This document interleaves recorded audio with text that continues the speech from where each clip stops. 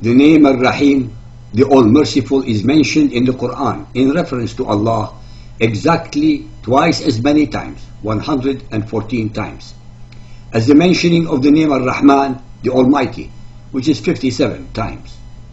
In another clear example, we have the description in Surah Taha 1-5, culminating when Ar-Rahman ascends on his throne.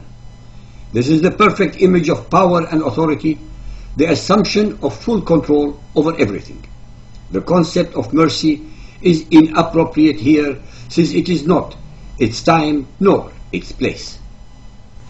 Taha 20.1 Taha. We have not sent down the Quran to thee to be an occasion for thy distress, but only as an admonition to those who fear Allah. Surah Taha 20, in a sense, completes the description of Ar-Rahman in Surah Maryam 19.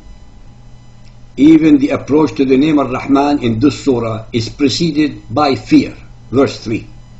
The proper attitude of the faithful people, mu'mineen, to Ar-Rahman is fear. They fear his power, not his mercy. 20.4.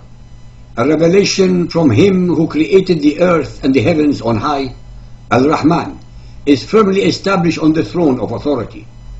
This verse clearly declares the authority of Ar-Rahman, not his mercy.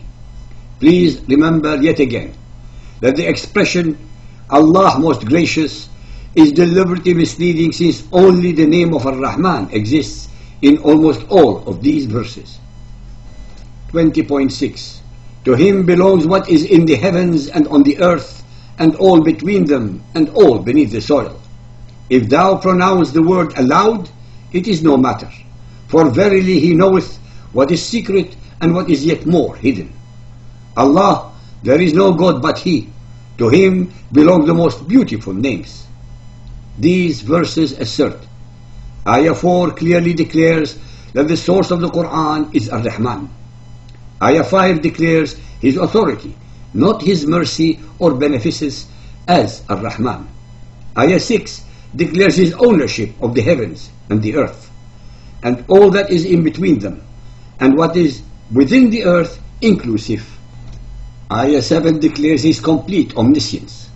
This sequence is culminated in Ayah 8, where the power statement of La ilaha illallah, there is no God but Allah, is given.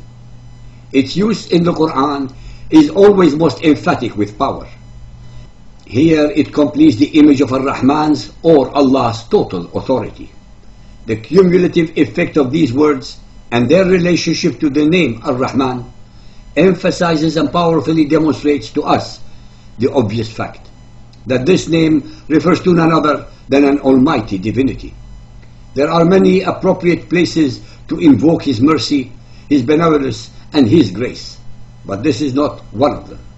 Specifically, these 8 verses very clearly show the appropriateness of the great name of Ar-Rahman to the most graphic description of His power and authority. The power and authority which solely belongs to the Almighty and not to beneficence or mercy. Taha 20.90.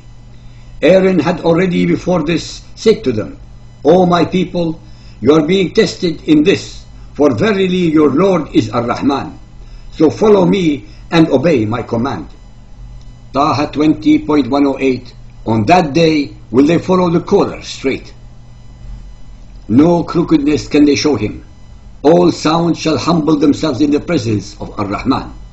Nothing shalt thou hear but the tramp of their feet as they march.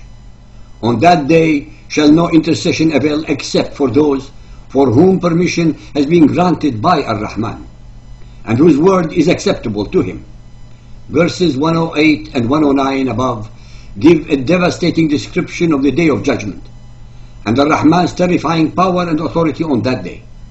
These 2 verses are followed by verse 110, describing vividly Ar-Rahman's omniscience, and verse 111 stating that all faces will be submitted to the living, the eternal, Al-Hayy Al-Khayyum, and that those who carry the burden of even a single act of sin will be doomed. There is no reference to forgiveness, mercy, or beneficence here. This entire sequence again emphasizes the power and authority and devastating wrath of Ar-Rahman. The following are all the references to the name Ar-Rahman in the Quran. 1.1 to 19.58, 19.61 to 19.92, 1993 to 21.36, 21.42 to 26.5, 27.30 to 43.20, 43.33 to 67.19, 67.20 to 78.38. In all of these instances, the name Ar-Rahman means the Almighty. Based entirely upon the very Arabic verses of Muhammad's Quran, they very clearly prove that Ar-Rahman was the God Almighty that Muhammad referred to when he was in Mecca, before he changed his mind to Allah shortly after escaping to Medina. Again and again I must point out that the hadiths reveal the truth about Muhammad, his Quran and his Sunnah. They utterly disprove his self-declared prophethood and the alleged divine origin of his Quran. Muhammad's Quran is as ungodly as Hitler's Mein Kampf.